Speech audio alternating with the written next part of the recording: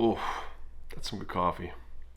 What's up, everybody? How you doing? Welcome back to this vlog. Thanks so much for watching last week. If you watched last week's episode, if you didn't, you can just, go back to the channel and watch last week's episode where we were looking for a little bit of whitewater in the Shady Camp River. This week's episode is a little bit more about skiing and exploring a little bit of the backcountry in the Cape Breton Highlands on a little half-day trip.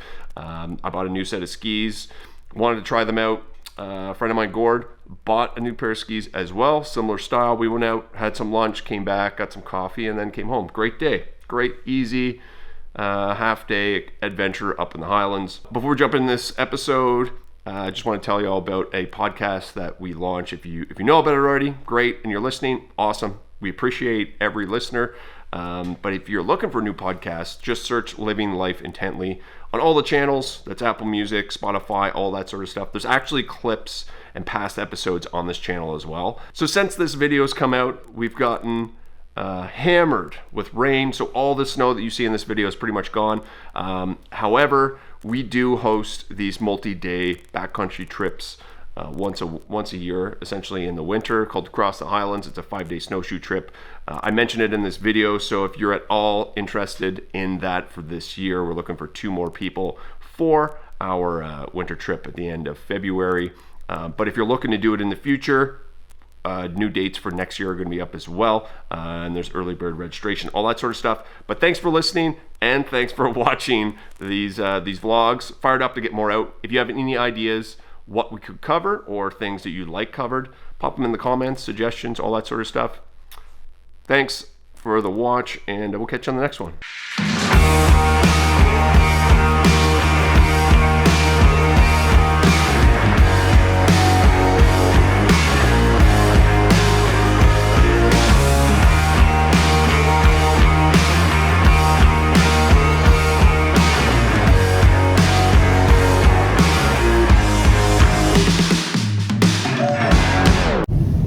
So today's mission is to head back to Shady Camp and try out a new set of skis that I got because we recently got a little bit of snow. I'm here with Mr. Gord, trail manager, and we're heading up. We both got a set of skis. We're chasing snow this winter, and why not get out? It's a nice wind day, -5, truck and roll. And we're back.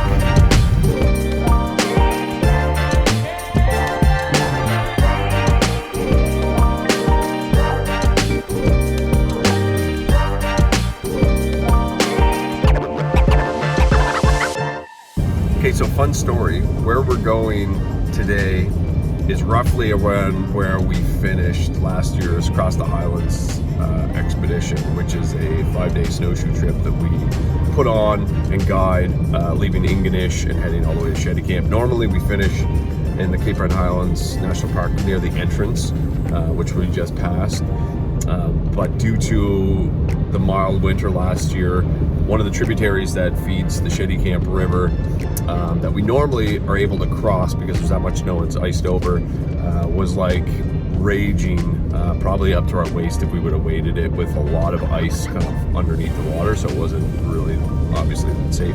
So we ended up diverting and going to a different location and, going back to it today. Kind of like last week's video where I went back to where we finished one of the failed trips of last year. But anyways, that's a little bit of a story.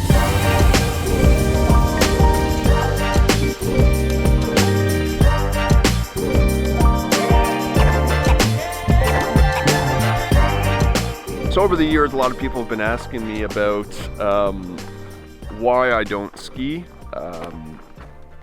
And the reason is simply because I just grew up on snowshoes up and down mountains. Hated cross-country skiing as a kid. But last year, I was on the hunt for a good set of entry-level backcountry skis that was kind of a mix between a snowshoe and a ski. Since then, a friend of mine, Dave Green, sent me a link to a company in the States, I believe. I don't even know what they're called. They're called Altai skis, I believe, if I'm pronouncing it right. They're Hawk skis. They're a shorter kind of snowshoe and ski hybrid, which have a universal binding, so that adhere to any boot. So we're here. This is the maiden voyage. I literally knocked the rust off these. not the rust, but the plastic off these yesterday. And we're about to ski in, cook some food, have a nice coffee, and yeah. Oh, and then we've got another set of skis here. Gord's got a similar set. They're a little bit different, and maybe he can tell you a little bit about those. Hey, these are Novics. They're a French design, made in China, mass produced, but nice universal binding, very similar to Lee's. And I think I tried them 3 times, and they have a nice metal edge. They also have like a seal skin nap on them, so great for uphill, good control. Downhill, they recommend not to go past 15-degree slope, and they're pretty well right on, bang on, because the day I went out, we had a good base with 3 inches of powder, and you need to watch what you're doing for sure.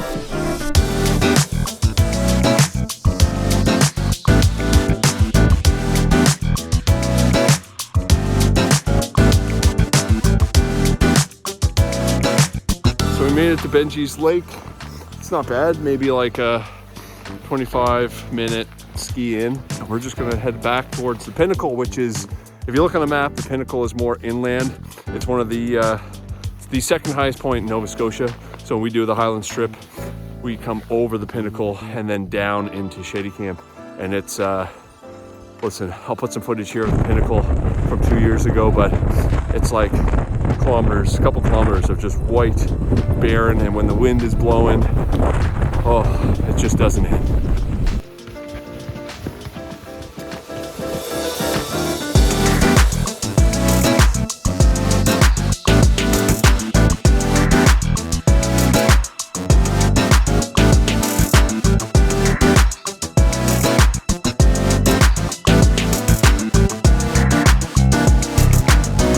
Okay, so now that we're here at our little camp, makeshift camp, we're gonna get some food going. Might as well show you some of the kit that Gord and I take on trips with us. When we go into backcountry, it's imperative to have some sort of first aid kit. This is a pre-purchased one, but you can do a little personal, smaller, innovative one if you want. Definitely worthwhile having to get you out of a pinch. And some of the kit that I'll bring just specifically for cooking and food and stuff. Mech has these like little pack down bags that are super cheap. I think I got these when the Mech sold to the American company and became Mountain Equipment Company rather than Co-op. So these were on sale, but I think you can get them for like 15-20 bucks. You can get kits of them. Okay, so these are I've got 3 different kinds. I think Mech makes 3 different colors. I like to break down my kit by colors, so it's color coded to what I know. Yellow, the yellow zipper is for like stove cooking sort of stuff, and the black one is for food, and then I have a red and blue one, which is clothing. But this comes in multiple different sizes. I think there's like 3 or 4 different sizes. This has some of my basic stuff in it, so that would be like coffee filters, tea bags, that sort of stuff, anything I can fit in there. The stove's in there. Then you can have like AeroPress, a little pack down kettle, fuel, that sort of stuff. So I pack down like this because when I open my bag, I know which one I'm going for first. So I usually will pack this for the day. So if we're doing a multi-day trip, I'll break this down. So that's like a fuel canister that's I'm using for that day, coffee pot, all that sort of stuff's in there. The food in the black bag is usually most of my food, and I'll probably break down pieces of that kit and put it in within this one bag. So when we break down for lunch, I just open my bag, I go for the yellow bag, pull it out, it's right on top, make food, put it back in my bag, keep going. Warm pierogies. It's the only way to live. Huh? The old Polish recipe. Living large. Cheers.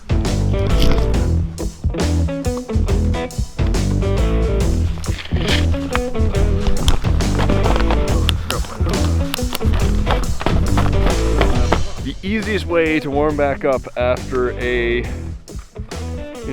hour break is to get back on the road and keep moving.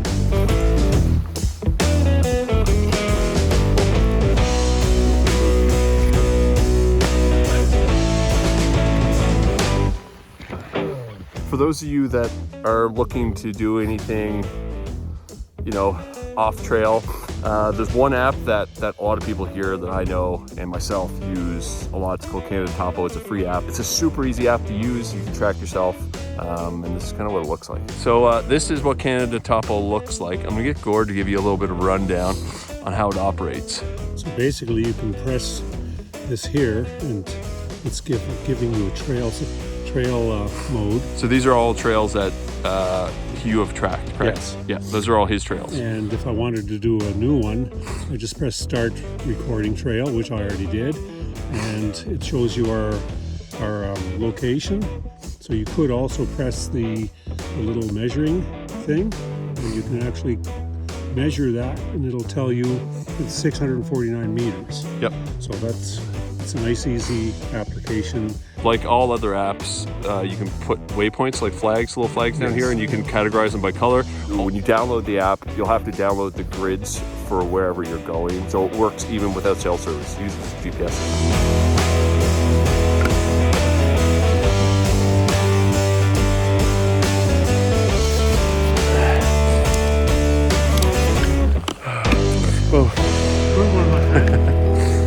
There we go, Benji's Lake. 6.5 kilometers-ish. Benji's Lake, backcountry, loop, dinner. That's it. See you next week. Okay, so I thought that was gonna be the end of the video. We just came around the coast, heading towards Shady Camp, and the light is shining through the clouds over there. It looks absolutely amazing. It's like rays coming down from the heavens. So yeah, have a look at this.